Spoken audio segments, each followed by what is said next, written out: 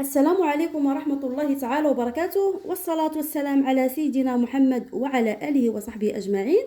مرحبا بكم معايا في فيديو جديد. إن شاء الله نتمنى أنه يلقاكم في أحسن الأحوال وبصحة جيدة يا رب وأنتم كتشاهدوا.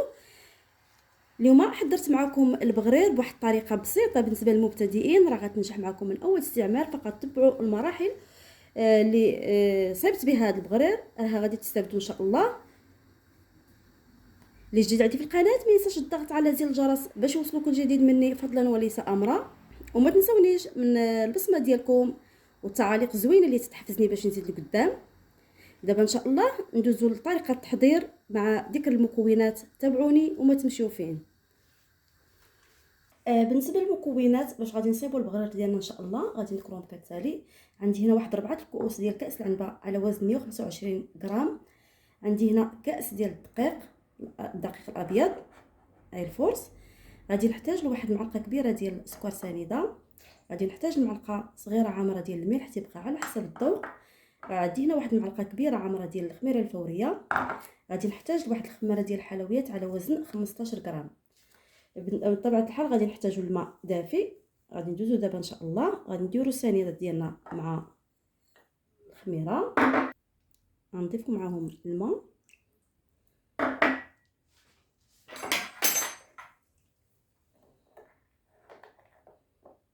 صافي نخليوهم حتى تتفاعل لنا ديك الخميره اي تذوب لينا في الماء.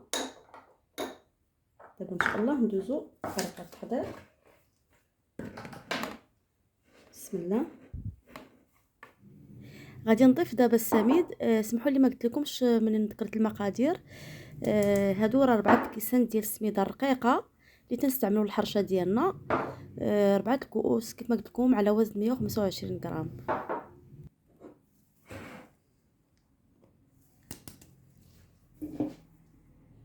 بالنسبه للماء ما غاديش نحددوا بالضبط الكميه كامله، ولكن هانتوما غتشوفوا معايا شحال غادي يهز ليا. نضيف الكاس الاول.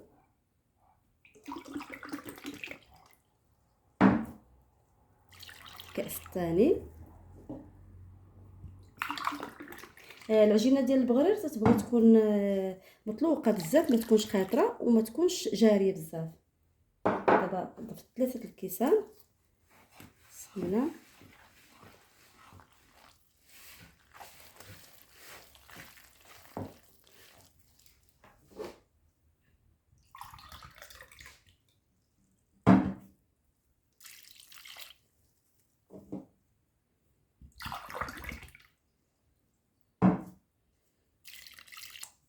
دابا كما شفتوا معايا ضفت 5 ديال الكؤوس ديال الماء، حتى تبقى على حسب النوعيات ديال الدقيق وديال السميد.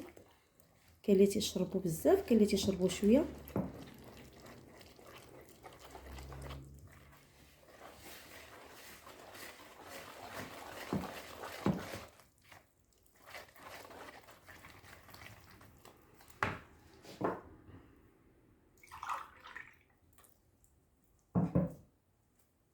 دابا 6 الكؤوس.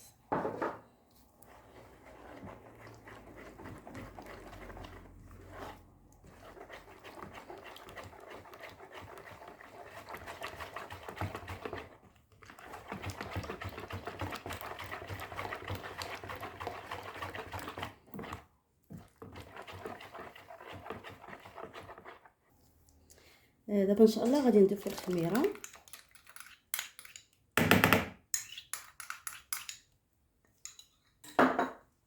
غادي نضيفوا الملح.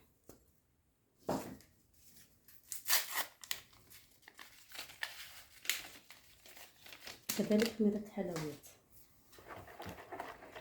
المهم غادي نبداو نخلطوا. الا احتاجينا الماء غادي نعاود نزيدو ثاني ان شاء الله حتى نحصلوا على القوام اللي بغينا.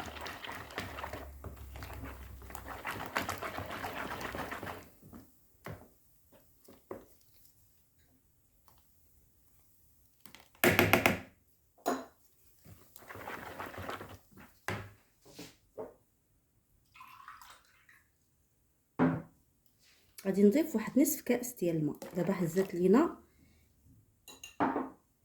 المهم دابا هز لينا هذا الخليط ديالنا 6 كؤوس ونصف، 6 كيسان ونص. دروك ان شاء الله غادي ندوزو للمرحله الثانيه. غادي ناخذ المولينكس ديالنا. بسم الله.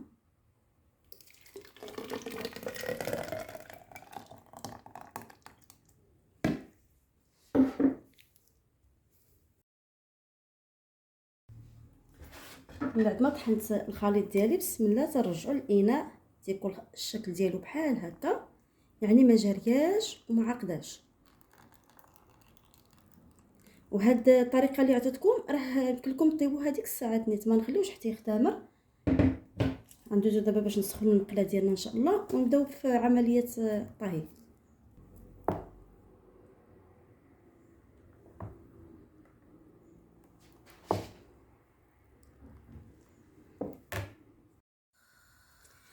دابا ان شاء الله غنمروا باش نطيبوا البغرير ديالنا من بعد ما سخنت المقله ديالي مزيان.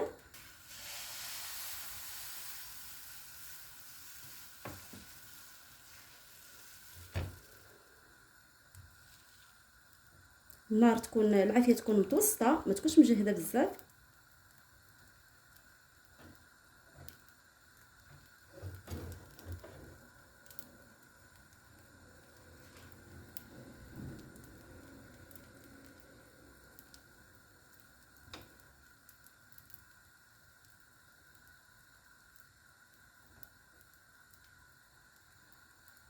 كيف ما تلاحظوا تبارك الله ما شاء الله كيتيتقب. يعني الطريقه اللي عطيتكم معايا تبعوها بالضبط بالنسبه للمبتدئين راه غتنجح معكم ان شاء الله من اول استعمال. راه تيجي كيف الشهده وتيطيب مزيان، وفي نفس الوقت ما تيتحرق لكمش من التحت حيت العافيه تكون متوسطه، وما نخليوش حتى يخمر. يعني كنخلطوه كنطيبوه. شفتوا اللهم بارك كي تيجي.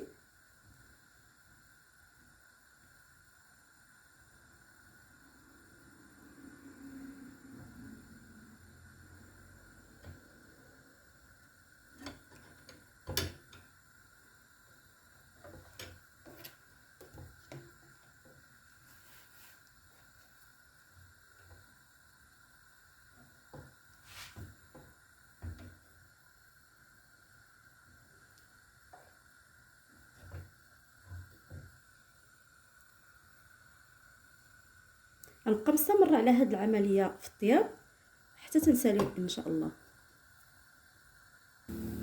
المهم النصيحه اللي نعطيكم انكم منين تحيدوا البريره من فوق من المقله غادي تشللوا المقله بالماء بارد من الروبيني، وتبقاو مستمرين في نفس العمليه حتى تساليو الطياب ديالكم.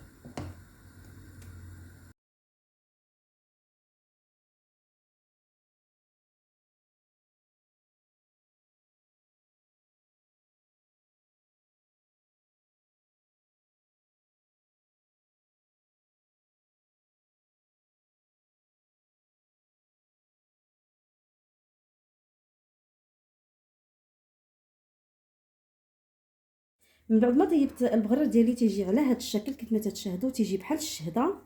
صدقوني الا جربتوه بالطريقه اللي عطيتكم راه غادي يصدق معكم من اول استعمال. بالنسبه للمبتدئين اللي بغاو يصايبوا البغرير غير يتبعوا المراحل اللي عطيتهم بالطريقه بالضبط، راه غادي يصدق معاهم ان شاء الله. وصلت لنهايه الفيديو ديالي، نتمنى انه ينال الاعجاب ديالكم. جربوه وتردوا عليا في التعاليق زوينه اللي تشجعني باش نزيد لقدام. واللي جديد عندي في القناه ما ينساش الضغط على زر الجرس فضلا وليس امرا باش يوصلوا كل جديد مني. الى فيديو قادم ان شاء الله. دمتم في رعايه الرحمن، والسلام عليكم ورحمه الله تعالى وبركاته.